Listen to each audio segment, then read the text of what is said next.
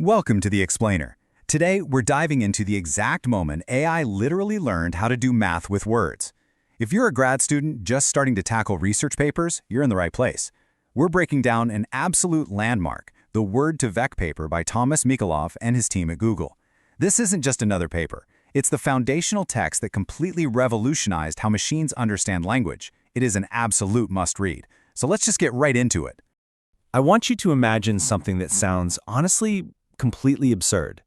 What if a computer could take the word king, mathematically subtract the concept of man, add the concept of woman, and then actually calculate its way to the word queen?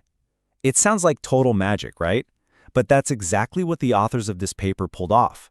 They figured out how to turn language into continuous math, and it completely blew the doors off the whole field of natural language processing.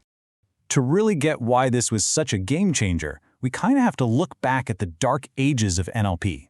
Before this paper, words were treated as atomic units. That basically meant every single word was just assigned an isolated, completely meaningless ID number in a dictionary. So the system had zero clue that the word dog and the word puppy had anything to do with each other. To the computer, they were just two random numbers. But Mikolov and his team proposed a totally different approach, the vector method. Instead of a random ID number, they asked, well, what if we gave every single word a set of GPS coordinates? This brings us to the absolutely crucial concept of vector representation. The paper defines this as mapping words into a continuous high-dimensional geometric space. Okay, but what does that actually mean in plain English? It means if you map words into this mathematical space, words with similar meanings physically cluster together. It's exactly like cities on a map. You know, if you plot New York and Boston, they're close to each other, right? Same thing here. If you plot dog and cat, their numerical coordinates put them right next to each other simply because they frequently show up next to the same kinds of words, like pet or feed. Now you might be wondering, if plotting words like this is such a brilliant idea, why didn't people do it sooner? Well, they actually tried. Researchers knew neural networks were great at learning these word similarities, but they hit a massive computational bottleneck. We're talking about the nonlinear hidden layer in traditional neural networks. Mathematically, it's represented as h, the size of the hidden layer, multiplied by v, the size of the vocabulary. Let's put that math into perspective so you can really feel the pain these researchers were dealing with. Imagine a neural network with just 1,000 neurons in its hidden layer. And let's say you want a working vocabulary of 1,000,000 words. Because of how those traditional networks are wired, the computer literally has to calculate a weight for every single connection between the hidden layer and the output vocabulary. 1,000 times 1,000,000. That is 1 billion calculations for every single training word. It was just ridiculously slow. Because of this, the state-of-the-art models back then capped out at training on maybe a few 100,000,000 words total. They were completely, hopelessly starved of data. Section 1. How it works, and specifically, removing that massive bottleneck. The team's solution was basically a two-step masterstroke. First, they literally just deleted the heavy, nonlinear hidden layer entirely. They figured out that a simpler model, without that slow layer, could be trained on vastly more data. They made up for the simpler architecture with just sheer scale. And second, to speed up searching through that gigantic 1,000,000-word vocabulary, they used something called a hierarchical softmax. Think of it like this. Instead of checking every single word in the dictionary one by one, which obviously takes 1,000,000 steps, they organized the vocabulary into a binary search tree, a series of yes or no questions. And they put the most frequent words right at the top. That brilliant move slashed the number of steps from 1,000,000 down to about 20. Section 2. The CBOW and skipgram architectures. If you look at the original diagrams straight from the paper, you've got CBOW and skipgram.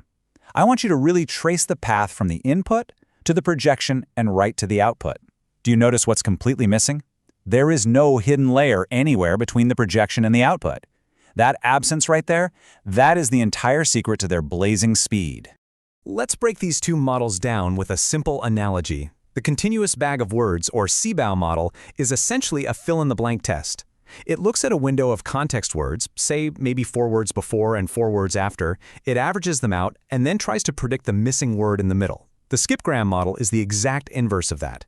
It takes one single target word and tries to predict the entire surrounding environment of context words. And here's the genius part. By forcing the computer to play these prediction games over and over and over again across billions of words, the model naturally figures out the precise mathematical vector for every single word. Section 3. The breakthrough results. You have to appreciate how staggering this number is, 1.6 billion. Because the team completely bypassed that old computational bottleneck, they were able to train high-quality word vectors on 1.6 billion words of data. And the absolute best part? It took them less than a single day to do the whole thing. It was just a massive leap in efficiency. It allowed their model to learn from a scale of text that earlier researchers could literally only dream of. And this is where we see that semantic magic I teased at the very beginning. Because this model was trained on such a massive fire hose of data, the geometric space it generated was incredibly accurate. Let's look at the math. If you take the mathematical vector for France, subtract Paris, and add Italy, the closest point in that vector space is exactly Rome. It perfectly preserves logical, real-world relationships. Einstein minus scientist plus Picasso equals painter. It isn't just grouping similar words together. It's literally capturing the logical offsets between them. It's amazing. Section 4. The Foundation of Modern AI. So, why are we having you read a paper from all the way back in 2013?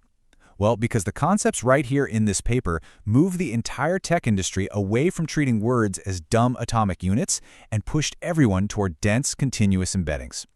Whenever you fire up TensorFlow or PyTorch to do natural language processing today, transforming your text into continuous vectors is pretty much always step one in your pipeline. Without Word2Vec proving that you could efficiently calculate these embeddings at scale, the architectural groundwork for modern large language models, the technology powering things like ChatGPT, it simply wouldn't exist. You are relying on this exact math every single time you use a modern AI tool. To wrap up this explainer, I want to leave you with the single most important takeaway from the paper. This is a principle that should really anchor your entire academic journey in AI. Sometimes less truly is more.